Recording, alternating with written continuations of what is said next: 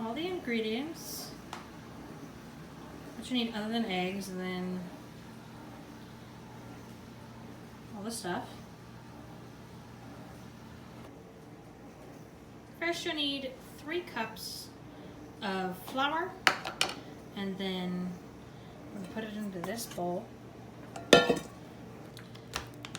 As you can see, I made a bit of a mess, so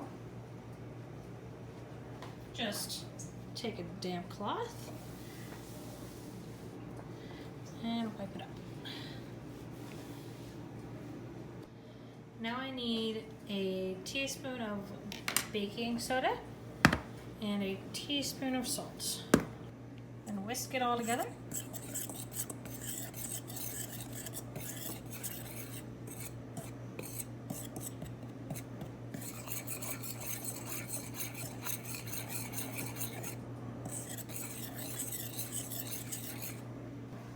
Now we set the flour to the side, and I have my 2 sticks of butter, my 3/4 cup of sugar, and a cup of packed light brown sugar, and I'm going to cream them in here.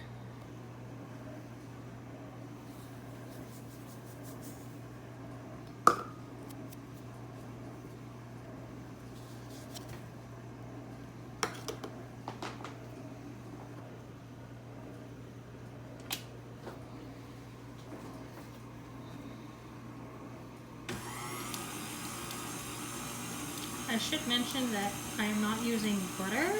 I am using plant-based butter because dairy and I don't get along, so that's the difference between the recipe that I'm using.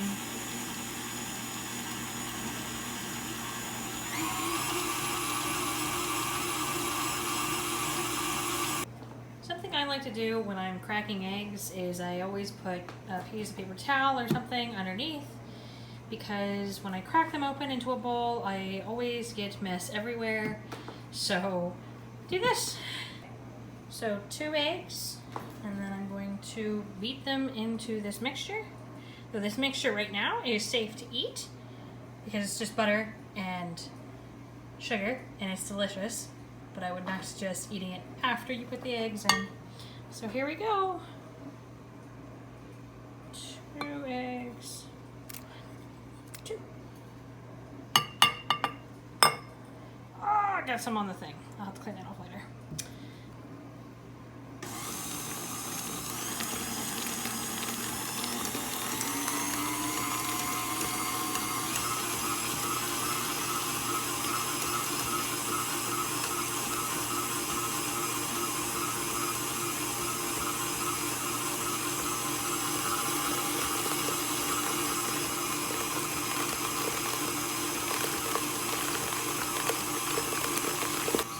You'll need is 2 teaspoons of vanilla extract.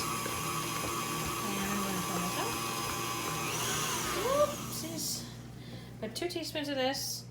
And last time I didn't have enough, so we'll see how this turns out, because I had a little less than 2 teaspoons.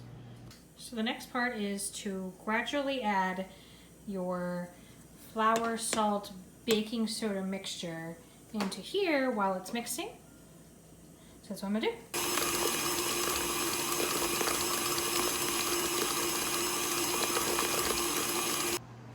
This is what happens when you turn the thing on with the flour. I've got flour all over my Baby Yoda shirt. Okay, everything's been mixed. Except now that I need to add my 2 favorite parts of this cookie. So here comes my favorite part. We added the white chocolate chips and sprinkles, and we're gonna be done with making our funfetti dough for cookies. And I've folded in 1 cup of sprinkles, well, almost a full cup of sprinkles. I left some so that I can put some on top of the cookies when I'm done. And then a little more than a cup of white chocolate chips. And then you gotta let it rest for about 20 to 30 minutes. I'm probably gonna go get food in the next half an hour so that I can leave this in, and then I'm gonna bake it for about 12 minutes. So, but this is what it looks like when it is in this dough form. At least with my butter, because the other pictures that I've seen of it, it doesn't look like this. It looks a little thinner. So it could probably just go cook, but whatever. That's what it looks like. Okay, so what I like to do with putting things in the fridge for a little bit, especially doughs, I like to wrap it up in some cling wrap. And I'm gonna put it in there for the next 30 minutes or however long it takes me to go get food. So, yep, I'll be back then. So now that I've gotten my food and come back, got a little bit of Chick-fil-A, I have now put parchment paper on my cookie pan sheet, whatever.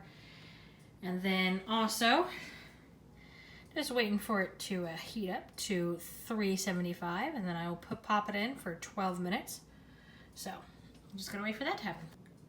So what I'm doing now is got my parchment paper, got my scoop, and I got my glove on so my heat of my hands doesn't get it all sticky again because it's been in the fridge for about a half an hour. So I'm gonna put them on all there and I'll show you when I'm done. And that's about as much as I can fit on this sheet. There's still a lot left over. I'm just gonna put it back in the fridge for now and bake those later.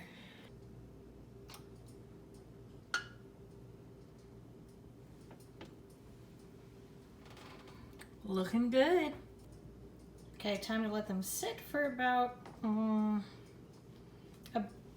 for a bit, not too long, and then let them use the heat to cook a little bit longer, and then I will slide everything off and let them cool on the parchment paper, and then they should be done.